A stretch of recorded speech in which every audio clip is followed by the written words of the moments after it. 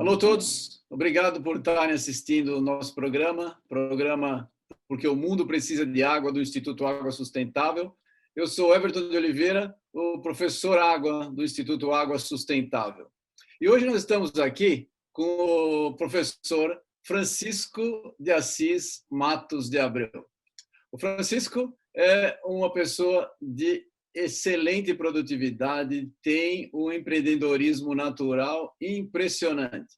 E ele consegue fazer coisas que muita gente duvida na Universidade Federal do Pará. Vocês vão conhecê-lo, conhecer a excelente pessoa que nós temos aqui hoje. O Francisco, ele é geólogo, tem especialização em geologia econômica, geoquímica, planejamento e gestão de desenvolvimento regional. Ele tem mestrado em geologia estrutural, doutorado em geologia regional e geodinâmica. E é professor titular da Universidade Federal do Pará. E ele trabalha bastante com água. Ele tem experiência, nós vamos falar sobre isso, a respeito da experiência dele com água e dos muitos projetos que ele leva e que vocês vão ficar impressionados, eu tenho certeza. Francisco, é um prazer falar contigo novamente. É uma pessoa especial, você sabe disso. Por favor, você pode se apresentar para todos aí? Ok, pessoal, é um prazer estar com vocês. O Everton está sendo muito bondoso na apresentação que ele está fazendo da minha pessoa. Tudo bem, eu sou geólogo, trabalho aqui na Universidade Federal do Pará, mas eu queria quebrar um pouco essa história, Everton, e eu vou dizer por que eu sou geólogo, né? Por que de repente eu escolhi fazer geologia? Bom, na década de 60, a Petrobras iniciou um processo para conhecer as bacias paleozoicas brasileiras. E aí eu morava lá numa cidade a 50 quilômetros de Teresina, a capital do estado do Piauí, para quem não sabe. Eu sei que vocês sabem, mas eu vou lembrar. Então, a Petrobras instalou um grande acampamento lá na minha cidade, chamada José de Freitas. E aí, no final do dia, o pessoal da Petrobras, geólogos, etc., geofísicos, eles iam para um bar chamado Bar Glória, que era um bar grande que tinha, o maior que tinha lá na cidade, um lugar muito bonito. E aí eles ficavam tomando cerveja lá, que era resfriada numa geladeira que era movida a querosene, não tinha luz elétrica, era querosene, e eles tomavam um estoque de cerveja da geladeira toda e comiam amendoim. E aí, então, eles fizeram uma série de sondagens e tinham máquinas enormes que estavam fazendo os furos estratigráficos. Aí eu e um amigo meu, Zé, que é físico, resolvemos ir lá ver aquele negócio de perto. Quando a gente chegou lá, tinha uma máquina enorme, um negócio realmente muito grande. E tinha um rapaz chamado Valdivino, que era conhecido nosso, que a Petrobras tinha contratado para trabalhar lá com eles. E aí o Valdivino viu a gente, veio lá e falou: fica calmo aí que eu vou explicar para vocês aí o que é esse negócio. Aí explicou a sonda, falou tudo, qualquer coisa. Quando ele estava explicando, apareceu um sujeito lá falando no rádio. Falando, depois a gente descobriu que ele estava falando em inglês, porque a gente via os filmes lá na cidade, e era um filme americano de cowboy, e o som era semelhante ao que a gente ouvia no cinema. E aí, aquele cara falando, eu perguntei para o Valdivino, quem é esse cara? Ele falou, rapaz, esse aqui é o cara que manda em tudo aqui. Esse cara é o geólogo. Aí tudo bem. Aí o prefeito lá da cidade resolveu dar uma festa para o pessoal da Petrobras. E aí eu vou lá no Clube Recreio para ver o pessoal que estava entrando, eu e Zé, esse amigo meu, e aí, de repente, quem eu vejo chegando na festa do geólogo? E o geólogo acompanhado de uma moça muito bonita, aquela mulher dele, com um vestido preto muito bonito e uma flor na lapela. E aquilo foi paixão à primeira vista. Eu me apaixonei pela mulher do cara. E aí eu pensei comigo, esse cara manda nos gringos, fala inglês e é casado com uma mulher e é geólogo, esse negócio com você. Então, foi aí que eu me decidi a ser geólogo. Então, a minha iniciação na geologia foi por conta disso. Eu terminei escolhendo a geologia e por esquema de petróleo, que eu nunca trabalhei. Então, eu fui para a geologia pelo petróleo, mas nunca trabalhei em petróleo. Bom, e aí depois eu fui estudar em Teresina, me formei lá em Recife, fui estudar em Recife, fiz geologia em Recife. De Recife eu fui para Ouro Preto, fiquei um tempo em Ouro Preto fazendo geologia econômica e fui para o Rio de Janeiro. Eu trabalhava no Ministério de Minas e Energia e fui para o Rio de Janeiro. Quando eu cheguei no Rio de Janeiro, os caras me disseram, olha, estão precisando de gente na Amazônia para fazer o esquema de planejamento. Então você vai passar um tempo lá. E aí me mandaram para Belém. Eu falei, bom, eu vou conhecer a Amazônia, a oportunidade, e vim para a Amazônia. Só que a primeira viagem que eles me mandaram para Santarém. E eu cheguei em Santarém de avião por volta das 9 horas. E ali eu vi o encontro das águas do rio Tapajós com o rio Amazonas, as Anavianas, aquelas troças, aquelas ilhas. E ali foi também paixão à primeira vista. Então eu me apaixonei pela Amazônia e terminei ficando na Amazônia e estou aqui desde 1973. Então, um pouco essa é a minha história. E aí eu fui para a universidade, trabalhei em um lugar e fui para a universidade e, bom, estou na universidade desde 1976. Então, quando eu saí do DNPM, eu fiquei um tempo no DNPM e aí eu fui para a universidade e, ao mesmo tempo que eu fui para a universidade, eu entrei para a iniciativa privada e criei uma empresa. Criei uma empresa. Criei uma empresa. Eu e alguns colegas. Essa empresa, ela se tornou a maior empresa de prestação de serviço de geologia aqui na Amazônia durante um bom tempo. Então, a gente tinha 250 funcionários, geólogos de Minas, engenheiros, etc. E tínhamos escritórios em Manaus, Santarém, Belém, Macapá, Fortaleza, Brasília e Rio.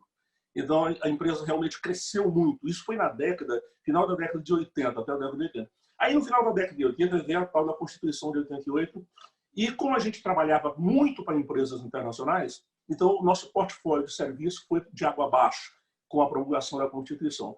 E nós entramos no que todo mundo sabe que é a tal da década perdida. E nessa década perdida, os negócios na área de geologia e mineração caíram muitíssimo. Então, acabaram. Então, nós tínhamos uma holding, e do conjunto nós tínhamos 5 empresas. Então, tinha uma empresa de geologia, tinha uma empresa de perfuração e sondagem, a gente fazia 2 coisas. Tinha a parte comercial, tinha a parte de representação e uma parte de produtora, realmente, de minério. Então, era realmente uma empresa de médio porte, né? Com 250 pessoas. Eu tinha 35 pessoas de nível superior. Então, era um contingente de pessoas muito grande. E aí, esse negócio foi definhando com a década perdida, e quando foi no meio dos anos 90, eu, de certa forma, me mudei praticamente para a universidade e passei a fazer consultoria. Passei a trabalhar muito com consultoria. Então, essa foi mais ou menos a minha trajetória. E aí, a relação entre a universidade e o setor público, eu fiquei trabalhando dos dois durante uns 20 anos.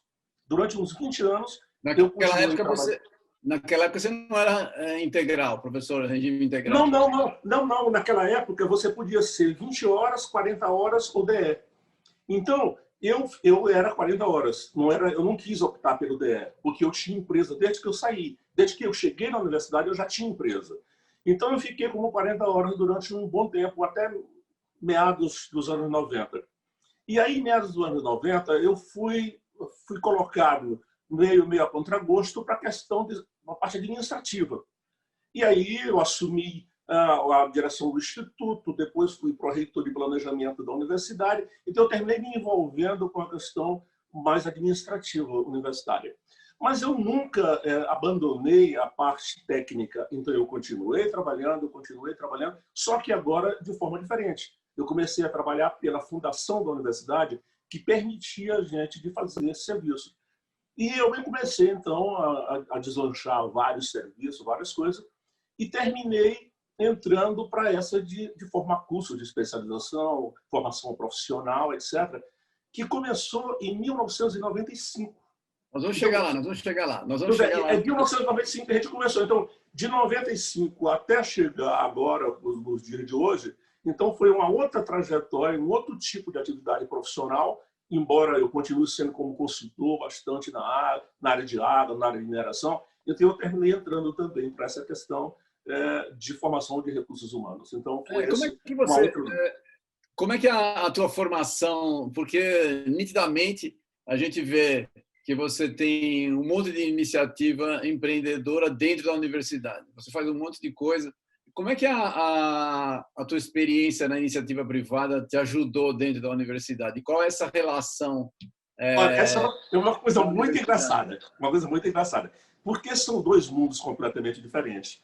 Então, eu uso uma metáfora. O que eu tentei fazer foi construir pontes. Foi construir ligações entre os 2 conjuntos. Então, eu tinha a experiência da iniciativa privada, que tem a sua dinâmica própria e tal. As coisas acontecem ontem, não é para depois de amanhã, já aconteceram. Você está trocando o pneu com o carro andando na iniciativa privada. E a universidade é devagar, quase parando, bem baiano, vamos lá devagar, mano e tal. Então, eram dois mundos distintos. E, de certa forma, conviver com esses dois mundos não era tão simples, não era fácil. Mas a minha experiência da iniciativa privada fez com que eu pudesse acelerar alguns processos dentro da universidade.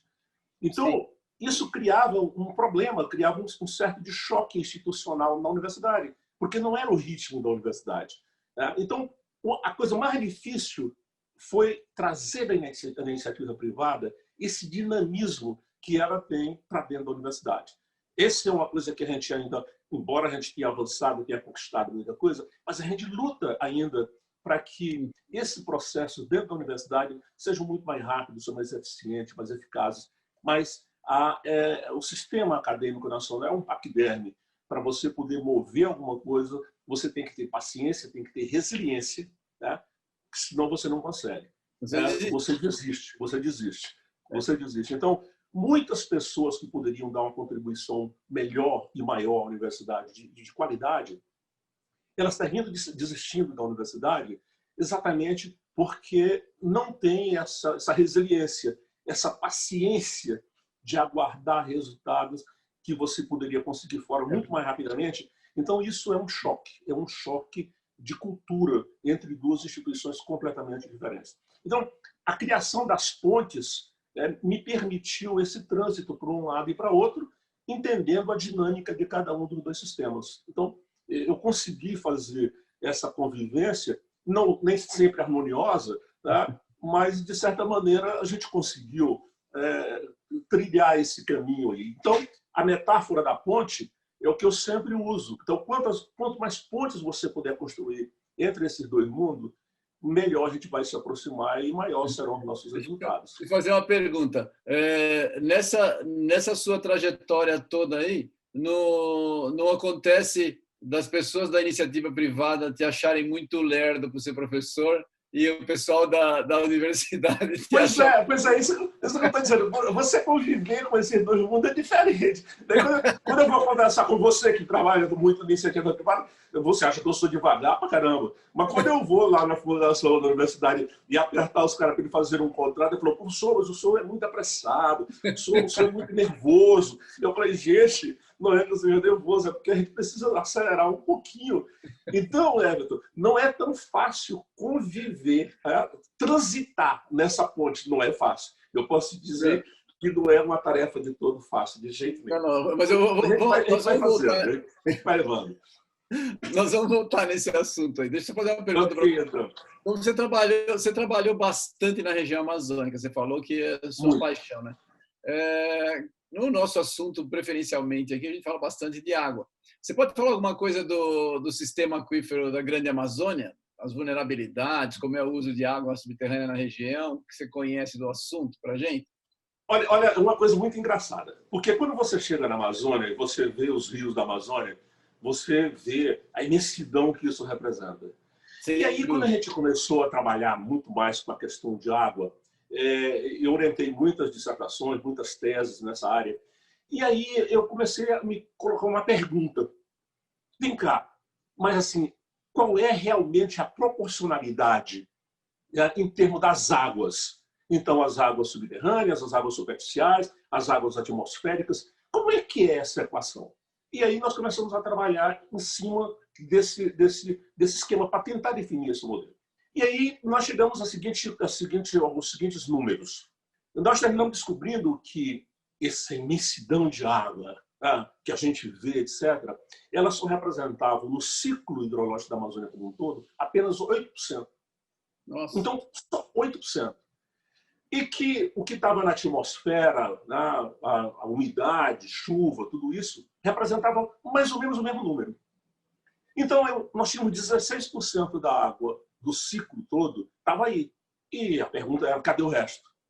Onde é que está o restante dos 84% que está faltando nessa equação aí? E a gente terminou descobrindo que essa era a água subterrânea dentro da estrutura do ciclo. Então, esse foi o primeiro grande lance das nossas pesquisas, foi chegar a esses números, a essa quantificação, a essa aproximação. Então, essa foi uma coisa muito, muito, muito legal. Muito legal. Pois é. E aí, então, a gente começou a falar de uma outra coisa, com uma outra pergunta. Vem cá, qual é o balanço? Qual é o balanço das águas da Amazônia? Quanto entra, quanto sai, quanto fica, quanto recicla? E aí nós chegamos a números realmente muito interessantes. E no conjunto do ciclo amazônico, uma coisa realmente muito particular foi que a gente descobriu que no balanço sobrava cerca de 8 quatrilhões de litros de água por ano. E aí, vem cá, o que acontece com essa água? Para onde vai essa água? Como é que essa... E começamos a nos perguntar. Bom, e aí eu trabalhei com um aluno meu brilhante, chamado André Montenegro Duarte, com o qual eu escrevi vários trabalhos. E ele falou, professor, eu estou imaginando o seguinte, eu não consigo entender como é que esse negócio funciona. Para onde vai essa água? Como é que essa água... Porque a gente viu que tinha uma entrada de água que vinha do oceano, etc., a chuva e tal, e tinha uma parte que sobrava. E aí, para onde vai essa água? Porque não voltou. Ela entrou e não voltou pelo rio. Porque a gente tem aqui na Amazônia uma característica. A bacia amazônica toda só tem um defluso, que é a saída do rio Amazonas lá no Amapá. Então, tudo quanto é água que cai nessa região tem que sair lá no Amazonas. E quando você fazia esse negócio, sobrava essa história. E aí, eu como geólogo, eu sempre tive uma curiosidade para poder entender como é que era a questão do campo magnético da Terra, o campo elétrico, campo magnético. E aí eu terminei com a ajuda dos geofísicos, entendendo que o delay que existe entre o núcleo interno e o núcleo externo, que é líquido, então eles têm um atraso em termos da rotação, no esquema da rotação. E isso gera o campo elétrico, que gera o campo magnético. E a gente terminou conversando aí com o André, mas na atmosfera você tem a mesma coisa. Você tem um arrasto também, de tal maneira que você constitui dois vórtices. Tá? Quando você vê a distribuição da atmosfera, das nuvens, etc., qualquer imagem que você pegar da Terra, você vai ver que tem um vórtice no hemisfério norte, que é horário, e um outro no hemisfério sul, que é anti-horário. E aí a gente... Está aqui a resposta. Esse vórtice anti-horário no hemisfério sul é o que pega essa água e transfere essa água para outras regiões do Brasil. E aí nós demos números para isso. Nós começamos a dar números para isso. E foi justamente essa sacada que permitiu a gente dizer, olha, a Amazônia transfere cerca de 8 quatrilhões de litros de água por ano através de um spray na atmosfera pelo efeito de Coriolis, que é esse esquema da rotação, pelo efeito de Coriolis, ela transfere isso para o centro-sul do Brasil, e isso é o que faz chover no Sudeste até a Bacia do Prata, é que alimenta todo o sistema de água do Brasil. Então, eu acho que isso foi uma belíssima sacada que a gente teve. E no bojo disso veio uma outra questão muito interessante. Foi a relação água-floresta. Porque quando você entra com a umidade da Amazônia, do mar, então a água cai, a floresta evapotranspira essa água, põe de novo na atmosfera, pelo efeito Coriolis da rotação, ela é colocada cada vez mais para dentro do continente e ela chega lá nos Andes. Nos Andes ela não consegue ultrapassar. Então ela bate nos Andes e pelo efeito da rotação do vórtice, ela é transferida então para o centro. Então foi esse o arranjo dinâmico que a gente conseguiu entender. Aí fomos então e vimos que essa água subterrânea, 84% do ciclo, estavam nos aquíferos, e principalmente num aquífero que já era conhecido há muito tempo, que era o chamado Alter do Chão. Então, se conhecia o Alter do Chão, etc. E aí nós começamos a trabalhar a estratigrafia da bacia, da grande bacia amazônica, e chegamos à conclusão de que, na verdade, o Alter do Chão era uma unidade geológica muito maior, que se estendia desde os Andes até a ilha do Marajó. E aí, então, a gente resolveu ampliar a denominação Alter do Chão e chamar, então, o sistema aquífero Grande Amazônia. Então, o nome sistema aquífero veio dessa constatação geológica de que o Alter do Chão era, na verdade, um sistema hidrogeológico que se estendia desde os Andes até a Fossa do Marajó. E aí a pergunta seguinte foi: quanto tem efetivamente? Qual é o número? Qual é o número que a gente pode dar para eles? E nós chegamos a 4 Guaranis. Então, o número que a gente chegou foi 4 Guaranis. Então, o sistema aquífero Guarani tem em torno de 35, 40 mil quilômetros quadrados. O sistema aquífero Grande Amazônia tem 162 mil quilômetros quadrados. Cúbicos, melhor, sistema cúbicos. Então, o sistema aquífero Grande Amazônia equivale a 4 Guaranis. Então, e aí, em seguida, vem uma outra questão. Mas, vem cá, e toda essa água, qual é o impacto que isso tem? Como é que isso se comporta? E aí nós chegamos à conclusão de que esse sistema ele era vulnerável, e ele é vulnerável. E aí, uma vez, eu estava chegando a Belém de avião e eu vim acompanhado do nosso saudoso amigo Aldo da Cunha Rebouças. E ele estava na janela, olhando para Belém, e olhou, aí se virou para mim e falou o seguinte: Marcos, olha só, Belém visto do alto é pura água. Infelizmente, quando a gente chega lá embaixo, não é água pura. A parte que ele me marcou aquela frase, foi uma frase que me marcou. E eu fiquei me perguntando, puxa vida, mas será que não é água pura mesmo? E aí a gente começou a trabalhar com questão de qualidade. Né? E vimos que nos núcleos urbanos, ou próximo do núcleo urbano, esse sistema, que é vulnerável, ele começava a ter problemas muito sérios em termos de contaminação. Então, para você ter uma ideia, na região metropolitana de Belém, hoje, cerca de 80% dos poços que são construídos, poços rasos, até 50 a 60 metros, eles produzem água imprópria para o consumo humano, por efeito de qualidade. Então, o sistema aquífero, próximo das grandes cidades, ele está principalmente nitrato. Principalmente nitrato. Principalmente nitrato. E isso decorre do quê? Exatamente da falta de saneamento básico, exatamente, que é um problema seríssimo do país. Então, um dos problemas seríssimos do país. Então, o sistema aquífero ele ficou vulnerável por essa questão da poluição ao longo dos núcleos urbanos da Amazônia e também pela retirada da floresta. Porque quando você retira a floresta, você quebra esse ciclo da transferência, etc., etc., e isso pode ter implicações muito fortes. Então, há uma relação simbiótica entre floresta e o funcionamento do ciclo hidrológico da Amazônia. Então, esse conjunto de problemas foi o que levou a gente a trabalhar mais os recursos hídricos.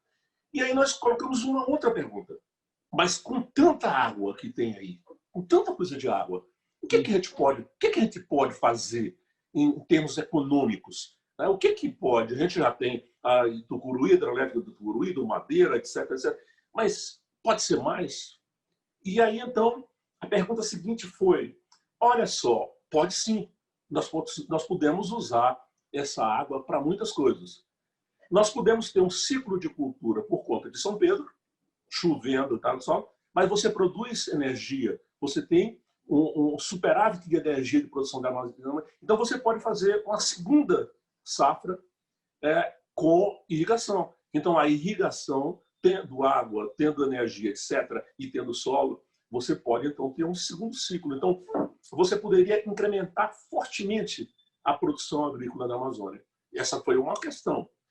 E como o Brasil fez a opção de trabalhar no esquema de commodities, etc., nós ficamos também preocupados. Bom, tudo bem. O que a gente faz? A gente mantém a floresta e transforma ela num ativo importante ambiental, etc. e tal, ou a gente retira a floresta e cria boi e planta soja? Então, hoje, essa é uma das questões. E Everton, assim, eu sou muito inquieto. Tá? Eu estou sempre me perguntando. O estado do Pará hoje tem cerca de 350 mil quilômetros de área antropizada, quilômetros quadrados antropizados. O estado do Pará tem 1.354.000 quilômetros quadrados. Desse total, 350 mil estão antropizados. E uns tempos para cá eu venho me perguntando, mas vem cá, o que nós podemos fazer para diminuir esse avanço, essa pressão sobre a floresta? E aí a gente terminou chegando na tecnologia de rochagem, que é justamente usar pó de rocha da grande diversidade brasileira para refertilizar solos e você poder fazer uma reinserção econômica dessas áreas, tá, para serem colocadas novamente produtivas. Então, você vai ter energia térmica, energia solar, você tem floresta, você tem terra, você tem insumos que você pode utilizar, e aí uma decisão de política de governo, de Estado, mais do que de governo, tentar a reinserção dessas áreas. Então, esse conjunto de ideias que estão ligadas à questão do recurso hídrico, que tem o recurso hídrico está tudo subjacente a tudo isso. Sem recursos hídricos, você não pode fazer nada. Só o que é rochagem, que a palavra passou muito rápido. Explica melhor para quem está assistindo. Pois então, o que está sendo feito hoje? O Brasil hoje, ele depende, o agronegócio brasileiro, ele depende hoje de insumos de NPK de 5 países: Estados Unidos, Inglaterra, Marrocos, China e Alemanha. Hidrogênio e potássio. 80% das nossas necessidades de fertilização de NPK são importadas. Então, o agronegócio brasileiro ele é dependente disso. Então, se tu imagina uma confusão no Marrocos, que é o maior produtor de fósforo, isso gera um impacto violento na agricultura mundial, não só nacional. Bom, e aí nos últimos tempos começou a se utilizar uma técnica chamada rochagem. O que é a rochagem?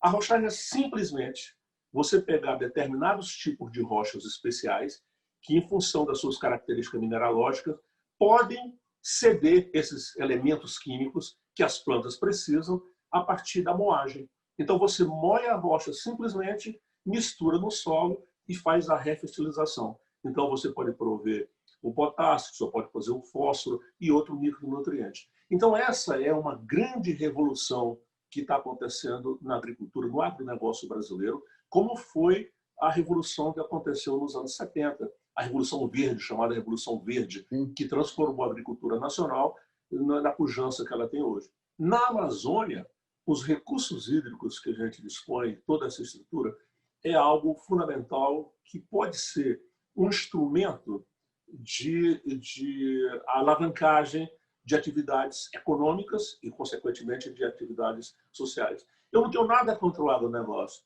mas eu acho que o agronegócio ele é poupador de mão de obra. Embora ele gere, mas ele é poupador de mão de obra, porque ele é mecanizado, altamente mecanizado. Sim. Por outro lado, a produção brasileira de alimentos para a nossa mesa do dia a dia, ela é feita por pequenos e médios agricultores. Então, eu acho que a gente tem que pensar, em termos de Amazônia, nessa reinserção produtiva que eu estou falando dos 350 mil quilômetros do chamado arco do desmatamento da Amazônia. Ele deve ser feita uma política preferencialmente para você usar a implantação de pequenos e médios produtores, principalmente de alimentos. Então, Everton, veja, eu sou geólogo de formação, mas eu sempre tive uma visão econômica e social da realidade que eu estou inserido. E eu tenho sempre pensado em alternativas. Quais são as alternativas que a gente pode colocar para melhorar o que está aí. E isso, que deveria ser uma coisa importante para a universidade, ela é, paradoxalmente, algo que me atrapalha. Porque a universidade ela tem um grande mal. Né? A vaidade extrema do professor universitário, que se acha um demiurgo, se acha um semideus. Então, é extremamente vaidoso. E o que você não pode ter ideias, você não pode ter boas ideias, você não pode ser um cara inovador. Você tem que estar no conjunto da mediocridade. Então, quando você se destaca, aí você também começa a sofrer determinadas pressões dentro do próprio sistema. E isso é uma tristeza. Isso é uma tristeza, porque deveria ser na universidade brasileira, nos institutos de pesquisa, aonde deveriam dar soluções para o país. Eu sempre digo, nós somos a elite do país. A gente não gosta dessa palavra, mas nós somos a elite do país. Somos nós que temos formação acadêmica, somos nós. Então, se o país não tiver a partir da gente as soluções que ele requer, quem vai solucionar o nosso problema? Então, eu transfiro isso para a Amazônia. Então, eu estou aqui, eu sou um amazônida dativo, eu não sou nativo, mas eu fui adotado pela Amazônia. Então, quando eu penso Amazônia, eu penso Amazônia nesse contexto. Então, o que a gente pode fazer? O que a ciência, o que a tecnologia pode fazer Se para alguém, melhorar a qualidade de vida. se alguém se interessar por rochagem, o que você sugere? Tem algum, ele pode estudar esse assunto? O que você sugere? Pode. Olha só, se ele quiser se inscrever, a gente tem um curso de especialização que está funcionando aqui. Então, e nós estamos trabalhando em várias temáticas. No Quem pode Brasil... se inscrever? Tem que ser exclusivamente geólogo? Não. Eu acho que isso é mais bonito, porque a rochagem é um tema transversal. Ela diz respeito mais diretamente a agrônomos e geólogos, mas também diz a biólogos, a sociólogos, tudo. Ela é transversal, é um tema transversal. A cadeia logística de distribuição, a produção. Então, ela permite a criação de arranjos produtivos locais. De diferentes... Nós estamos trabalhando num arranjo produtivo local de mandioca no Nordeste do Pará. Por que mandioca? Porque o Nordeste do Pará é o maior produtor brasileiro de mandioca. Mas a produtividade é baixa por conta da exaustão dos solos. Então, nós estamos criando uma estrutura de refertilizar solos no Nordeste do Pará usando rocha. E claro, chove 2.800 milímetros. Então, a gente tem sustentabilidade hidroambiental para poder promover a melhoria da produtividade da agricultura nesse espaço específico. Mas nós podemos fazer isso com qualquer cultura. O que é o nosso grande... O que o Brasil tem de bonito nessa história? Então, você é geólogo. Quem pegar um mapa geológico do Brasil... Eu dou palestra, às vezes eu dou uma palestra para empresários sobre mapa geológico. O que é? Um empresário. Eu falo, o que eu vou dizer para um empresário desse negócio aqui de rocha do pré-cambriano? Os caras não vão querer nem escutar. Aí eu disse para eles o seguinte, pessoal, esse aqui é um mapa geológico. Cada cor que tem no mapa geológico é um tipo de rocha. E cada rocha tem uma finalidade. E cada uma dessas rochas pode ter uma finalidade econômica. Vocês podem ganhar dinheiro. Aí os caras, peraí, agora o cara falou a nossa linguagem. Pois então, eu acho que, voltando à rochagem, eu acho que é um tema que está sendo colocado na agenda nacional. Ele vai crescer muitíssimo, sim, porque isso diminui a dependência brasileira de insumos externos e é um grande gerador de emprego e renda. Então, se eu quiser estudar rochagem, eu tenho que mudar para Belém? Não, você não precisa, porque você pode fazer em educação à distância. Você pode usar hoje os recursos das tecnologias de informação e comunicação. Então, com o advento das tecnologias de comunicação, a gente não precisa mais se deslocar fisicamente. Nós estamos conversando, nós estamos a 3.300 quilômetros de distância. E nós estamos aqui conversando, rindo um da cara do outro. Então, esse ferramental que a gente tem hoje permite essa aproximação. Então, você não precisa viajar além. Até porque nós estamos criando um polo de atendimento em São Paulo. Sim. A gente já tem, junto com o Instituto Água Sustentável, um polo de atendimento em São Paulo, que facilita a nossa vida e de todo o pessoal que está aí no entorno de São Paulo, aí do Sudeste e do Sul. Então, poxa, eu acho que não precisa. Se você quiser vir comer um tacacá, tomar um tacacá ou comer um peixe aqui em Belém, então, sem problema, a gente aguarda quem quiser vir conversar conosco aqui em Belém e falar sobre rochagem e falar sobre outras coisas também que a gente faz. Muito legal. Você começou a trabalhar, eu lembro bem, a gente saiu depois de uma reunião que a gente teve, uma reunião da Associação de Águas Subterrâneas, aí foi lá que a gente começou a conversar sobre os cursos de educação à distância, que eu sempre me interessei, e aí você trabalhava com isso, a gente começou a conversar já faz muitos anos, né? Você começou a trabalhar com isso daí muito antes do que muita gente imaginava. Não existia pandemia, não existia nada disso daí. Everton, por acaso, eu estou com um livro aqui que eu resgatei para escrever um negócio. Esse livro aqui do Jeremy Rifkin, ele fala sobre sociedade com curso mais moderno. Mas ele tem um capítulo que ele fala dos Modular Open Online Course, MOOCs, nesse esquema. E lá em Manitoba, no Canadá, o pessoal começou com essa experiência de fazer cursos na internet, usando o esquema de internet, etc. E os americanos foram se apropriarem da ideia dos canadenses. E deslancharam esse negócio a partir de 2012, 2013. Aí o Coursera, o edX e o Udacity, esses grandes consórcios que hoje dominam o mundo, o Coursera tem 40 milhões de estudantes no mundo inteiro. Então, eles deslancharam isso a partir de 2013, 2014. Nós estamos fazendo isso desde 2004. 8 anos antes dos canadenses e dos americanos, nós começamos isso. Quando era tudo muito rudimentar. E aí, quando eu li esse livro, eu tive 2 sentimentos. Um de alegria. Poxa, cara, nós estamos fazendo coisa que os americanos e os canadenses vieram depois da gente. E de tristeza. De constatar o seguinte: se eu tivesse tido essa ideia lá nos Estados Unidos e no Canadá, nós teríamos antecipado isso em 5, 6 anos. Sem dúvida. Então, mas nós estamos no Brasil. E no Brasil, você fazer vingar uma ideia é uma coisa muito difícil. Então, nós estamos fazendo a educação à distância dessa forma desde 2004. 2004. Então, já é um bom tempo. Quando esse negócio da pandemia chegou conosco, ele nos afetou muito pouco. Muito pouco. Porque esse ferramental a gente já dominava, a gente já trabalhava com isso, a gente já estava trabalhando com isso. O que fez foi o seguinte: fez não há mal que sempre não carregam bem.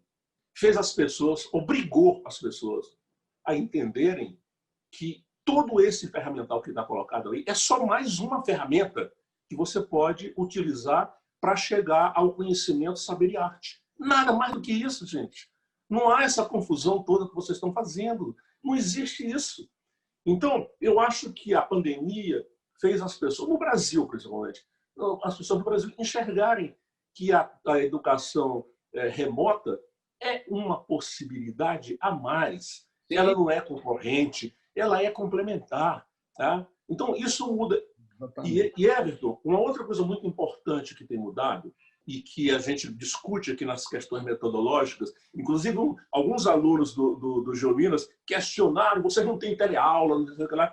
É o seguinte, é que metodologicamente nós continuamos achando que o estudante deve fazer o que a gente chama de leitura profunda. O que é leitura profunda? Não é você sobrenadar.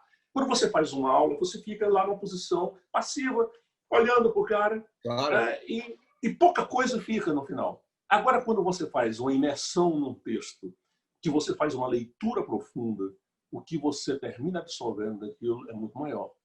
Então, a metodologia, do ponto de vista metodológico, a gente é criticado e a gente tem que explicar isso diversas vezes. Pessoal, o texto que a gente prepara, que vocês utilizam, ele tem a finalidade de você poder fazer a leitura profunda, porque essa é que você aprende. É nessa. Os mecanismos de cognição da gente, eles trabalham dessa forma. O que você não coloca lá na memória de curto prazo e transfere depois para outra, para o armazenamento, você só faz se você fizer reflexão.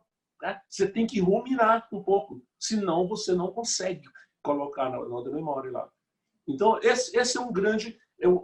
uma certa dificuldade de você compatibilizar essas ferramentas, né, para você poder utilizar essas ferramentas. Não é tão fácil. Não é tão fácil. Então, os pedagogos, os psicólogos, estão, de certa forma, nos devendo um pouco isso. Como é que nós temos... E eu estou lendo até um livro agora, Como Funciona a Mente. Eu não sou maluco, eu leio zoologia, eu leio tudo quanto é coisa, mas leio coisa... Como a mente funciona. Né? Porque eu tenho me preocupado que toda essa questão que está sendo colocada de você disponibilizar essas aulas e tudo quanto é coisa, elas estão levando as pessoas a uma preguiça mental. Então, eu estou começando a tentar descobrir como é que a gente poderia criar um mecanismo, e aí a gente tem que falar com os psicólogos, com os educadores, com os pedagogos, etc., que são fechados pra caramba em qualquer esquema de inovação. Eles têm lá os paradigmas dele e eles não são muito flexíveis, né, para mudar. Eu uso sempre uma metáfora geológica. Eu sempre falo que eu nunca quero ser uma rocha, porque a rocha é um sistema fechado e dali eu sempre penso que eu quero ser um magma, porque eu posso me diferenciar, eu posso me transformar, etc. Eu posso me amoldar em situações. Então, ser uma rocha é ruim. Só dá depois para o intemperismo. Então, mas ser um magma, eu posso ter muitas alternativas, eu posso ter muitas possibilidades. Então, eu sempre penso que eu sou um magma, que eu não sou uma rocha. Isso é verdade. Existem algumas correntes que dizem que o mundo foi assim, todo conhecimento no mundo, durante a maior parte do tempo que a humanidade evoluiu, foi um conhecimento puramente verbal, né? Oral. Não tinha não era conhecimento escrito, que a evolução da escrita é algo bem recente na história da humanidade. Tá ligado a isso aqui. A evolução improvável. Né? E eu terminei descobrindo uma coisa que eu não sabia, que a gente terminou descendo das árvores lá no oeste da África por conta daquela área todinha que sofreu um uplift e acabou as florestas. E nós fomos obrigados a ir para a savana. E na savana tinha o leopardo, tinha o leão, tinha tudo qualquer coisa lá, que era muito mais habilidoso do que a gente. Então a gente teve que desenvolver o cérebro e as possibilidades de sobrevivência, né, para poder evoluir. Então era pouco provável que nós conseguíssemos evoluir num contexto tão adverso a gente. Então eu penso que o cérebro humano ele tem essa capacidade, ele desenvolveu essa capacidade da criação, etc, etc. Então, para mim, a coisa mais bonita que existe na pessoa é a possibilidade de criar. Então, a criatividade. Isso é fundamental. Então, isso a gente não pode matar. Então, no momento em que você faz um processo educacional, educativo, aonde você coloca a pessoa na condição de passividade, né, você está matando o que é mais bonito, o que a evolução nos deu de mais bonito, que é a possibilidade de criar. Então, essa questão de criar, eu acho que é uma coisa é fundamental para a gente continuar evoluindo.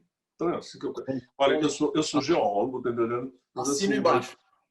Mas a minha cabeça é completamente... Eu sou um mago, a minha cabeça é completamente aberta para essas questões, todas as experimentações. Nessa sua longa trajetória dos cursos EAD aí, você pode falar qual o sucesso obtido? Em número, você tem algum número, quantidade de cursos, quais os cursos que vocês têm, quais os cursos oferecidos, quem se interessar pode entrar em contato, a gente tem alguma distribuição no Água Sustentável, como é que funciona? Pode falar um pouco para a gente da parte prática? Prática, o que acontece? Quando nós começamos os cursos lá no passado, eles eram cursos presenciais. Então, sim, eles atendiam um público de 10, 12 pessoas, etc. Quando nós mudamos para a educação à distância, esse público aumentou sensivelmente. Mas há uma resistência ainda das pessoas com o que diz respeito à educação à distância. Há um preconceito. Né? Hoje já é bem menor, mas esse preconceito ele foi muito forte há um tempo atrás, que todo mundo achava que a educação à distância era uma educação de segunda categoria, etc., que isso não era uma coisa séria, que isso era enrolação, etc. Então, isso foi um benefício que a pandemia também nos trouxe. E aí nós deixamos de trabalhar esses pequenos contingentes e começamos a pensar no crowdsourcing, esses grandes números, etc, etc. E aí, usando as ferramentas de EAD, nós saímos da oferta de 30, 40, 50 vagas anuais e demos um salto para 1.000. Então, o nosso pacote de ofertas, por exemplo, o ano passado, 2019, foram 920 vagas nas diversas especializações, em 6 cursos de especialização que nós estamos hoje funcionando e alguns deles já terminando. E quando você faz um somatório do que nós, especificamente nas especializações, então, hoje nós já certificamos cerca de 500 a 600 pessoas. Mas nós capacitamos, porque é engraçado. Como os cursos são modulados, muitas vezes o aluno entra, ele está interessado num pacote, num conjunto, ele não está interessado na titular, ele não está interessado naquilo, ele quer aquele pacote. E aí a gente, poxa, mas por que a gente começa com tanta gente e termina com tão pouco? E aí a gente começou a avaliar o que acontecia. Então muita gente entrava dizendo, não, tá bom para mim, tá ok, tá tudo certo, eu vou sair. Então quando a gente computa essas pessoas que passaram de 50% a 60% do conjunto, do conteúdo dos cursos, então nós chegamos na casa de 2.000, 3.000 pessoas que já passaram por isso. Então eu diria que essa nossa experiência, que está completando o Jubileu de Prata nesse ano, 25 anos, ela é uma experiência vitoriosa. Porque ela quebrou paradigmas que estavam colocados aí dentro e ela continua crescendo. Não é na velocidade que a gente gostaria, mas ela continua crescendo. Então, nós já oferecemos umas 30 a 35 temáticas distintas ao longo desse período. Algumas a gente oferece, não oferece de novo, e outras continuam ao longo do tempo, mudam um pouco de feição. Por exemplo, o curso de gestão hídrica e ambiental é o segundo mais antigo. ele começou, vai fazer 25 anos agora, dia 9 de setembro. Foi o primeiro curso de hidrogeologia aplicada. Então, faz 25 anos que essa temática vem sendo ofertada. O interesse nela está aumentando, né? Pois é, então, pois é, exatamente isso. Cada vez a gente vê que o número de pessoas que acessam é maior, é crescente. Claro. De tal maneira que nós estamos projetando para 2020, 2021, aproximadamente 2.000 vagas nas especializações. Vão oferecer 2.000 vagas para o ano 2021, é isso? 2020 e 2021, porque a gente começa em 2020 e 2021. 7 cursos, te digo de cabeça.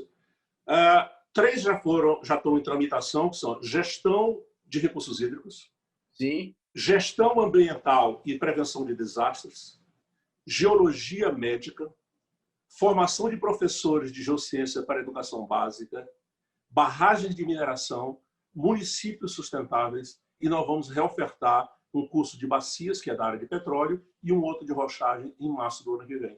Então, a gente vai estar com um portfólio de 8 cursos de especialização.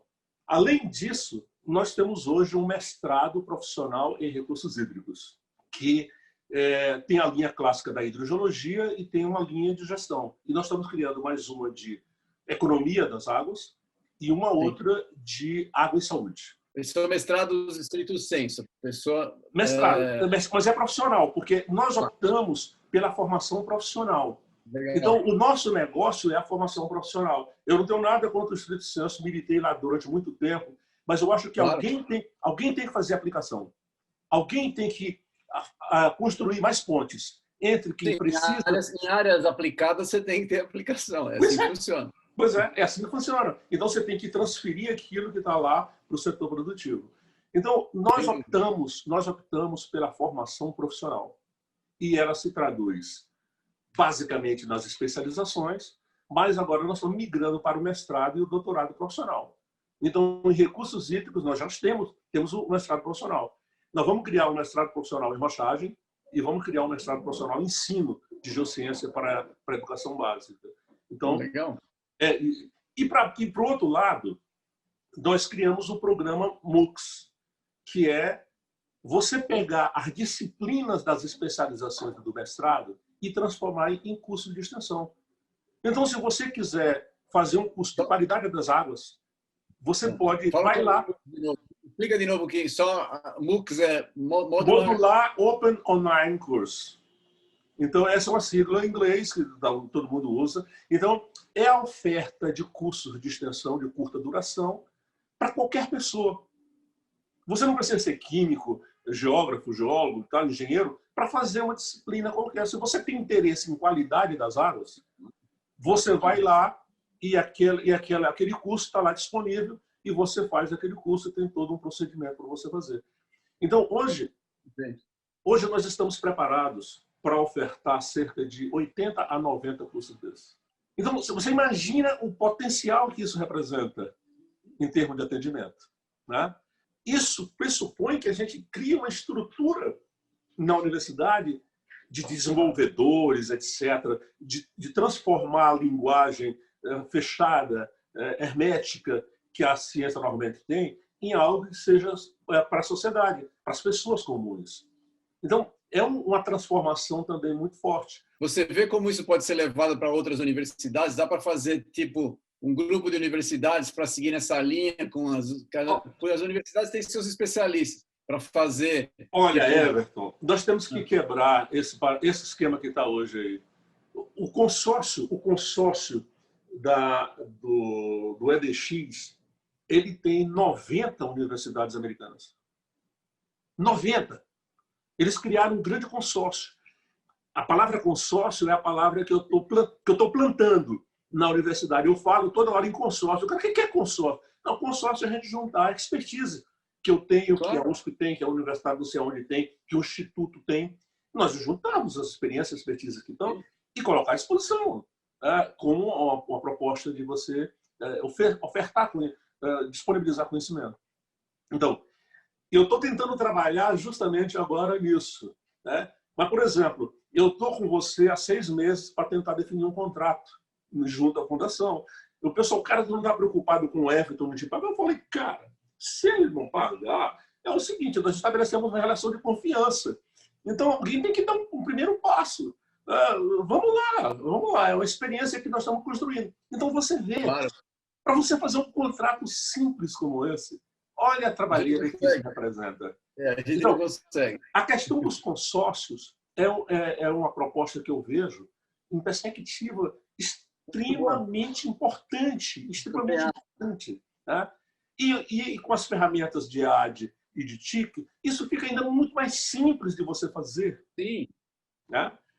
E assim, eu sou bem visionário algumas vezes. Né? Então, eu penso que esse programa nosso, usando o EAD, ele pode ser levado para os países de língua portuguesa da África também. Eu também acho. E eu penso mais. Nós podemos também pegar esse programa e fazer em espanhol. Eu acho. É isso que eu ia falar. Mas eu acho que a gente tem um caminho muito grande. É o que a gente está tentando, a gente está discutindo, não entrou no assunto aqui, mas, por exemplo, fazer a parte de infraestrutura que dá um trabalho, não é a especialidade do professor, montar infraestrutura para oferecer curso, etc. Isso aí não precisa. Hoje tem um monte de plataforma externa que a gente está tentando negociar com vocês, é que a gente faça com plataforma externa, porque os professores só façam a parte que eles são bons de verdade, né? Que é fazer o curso, fazer os alunos andarem bem. Conteúdo. Que é o que aconteceu com os nossos americanos, na verdade. A gente pode dizer o seguinte, que a ideia a gente teve primeiro do que eles. Tá entendendo? Eles pegaram isso aí e levaram. Né? Mas a gente está exercitando isso há mais tempo. A dificuldade que eu vejo é que como é que você pode flexibilizar o sistema acadêmico brasileiro para criar, eu tenho pensado muito sobre isso, para criar esses consórcios. O que seria fundamental para todos nós. Todos nós ganharíamos com isso. Se alguém estiver ouvindo aí e estiver interessado, por favor, pode entrar em contato com o Francisco. Legal. Olha só, é um esquema de ganha-ganha. Todo mundo ganha. Todo mundo ganha. E, no final, quem ganha mais é a sociedade, cara. Exatamente. O país ganha muito. Pois então, às vezes eu digo assim, como é que as pessoas não conseguem enxergar uma coisa tão óbvia, tá entendendo? Mas concordo. Nós estamos tão fechados em nós mesmos, nas instituições acadêmicas brasileiras, que a gente perdeu a possibilidade de ter essa perspectiva de que nós estamos a serviço da sociedade. Então, as pessoas não entendem muito isso. Né? Elas acham que publicar o trabalho na Nature, não sei o que eu acho que é importante, tudo bem, é o objetivo da sua vida.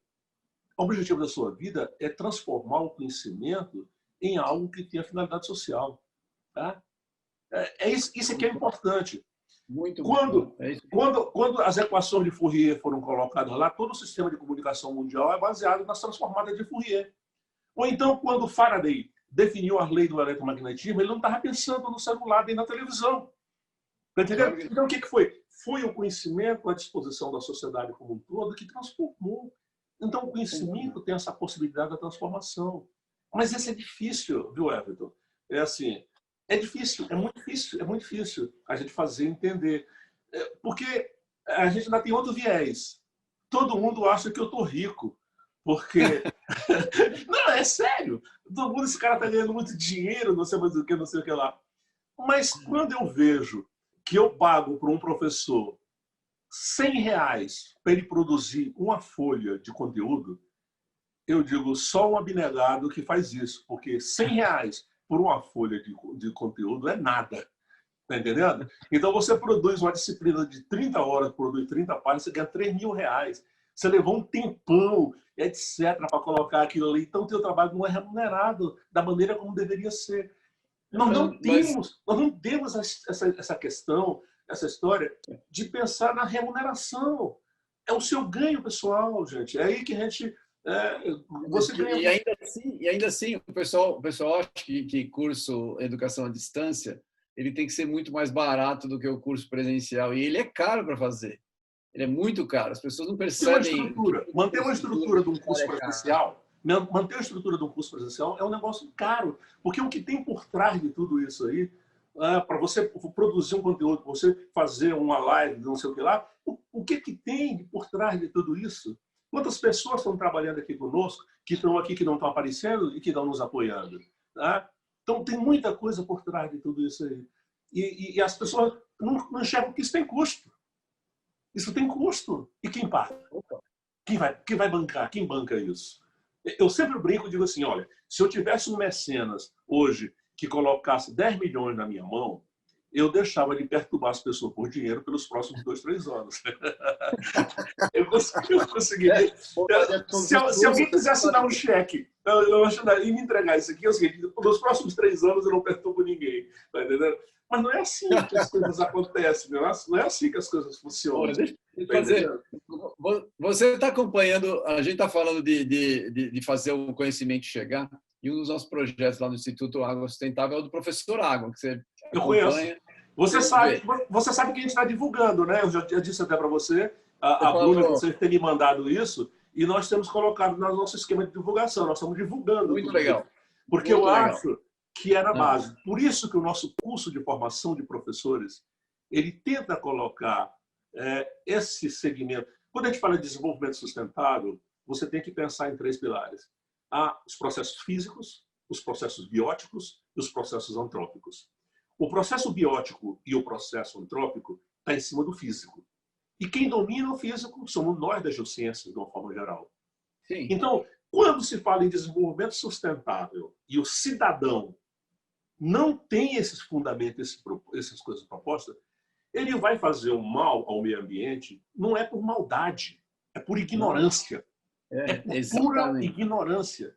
Então, aonde é que você tem que colocar? É lá na escola. É ali que você tem que formar consciência.